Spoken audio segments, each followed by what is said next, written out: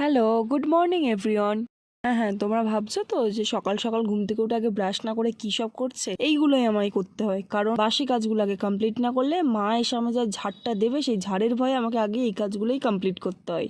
আরো একটা রিজন আছে জানো তো এইসব কাজবাজ করার, এত কারণটা তেমন কিছু না, সকালের ব্রেকফাস্টের জন্য। ব্রেকফাস্টটা আজকে ছিল কাবলি ছোলা আর পরোটা। তারপরে বাপি আগের দিন রাতে এনেছিল আম, তো আমটাম খেয়ে দিয়ে আমি টানা পড়তে বসে গেছিলাম। তারপর টানা একটা ঘুম দিলাম, ঘুম দিয়ে আমি এখানে আমার লাঞ্চটা একা একাই কমপ্লিট করলাম, কারণ সবাই টাইমের মতো লাঞ্চটা কমপ্লিট করে নিয়েছে আর আমি তো এখানে আছি লেটুস পার্টি। এখানে আমার লাঞ্চ করতে করতে অলমোস্ট 5টা বেজে গেছিল। তারপর ছাদে গেলাম, ছাদে গিয়ে চুলটা একেবারে বেনুনি করে নিলাম। আর জানি না কেন বাবার কিছুদিন ধরেই ভীষণ ব্যাক পেন হচ্ছিল। পাশের একটা গাছ থেকে বাবা অনেকগুলো পেয়ারা নিয়ে এসেছিল, সব নরম হয়ে গেছে আর সব বড়গুলো। চলতি ভাষায় আছে না ছোটা চিজ বাড়া ধামাকা, এই পেয়ারাটা হচ্ছে তাই।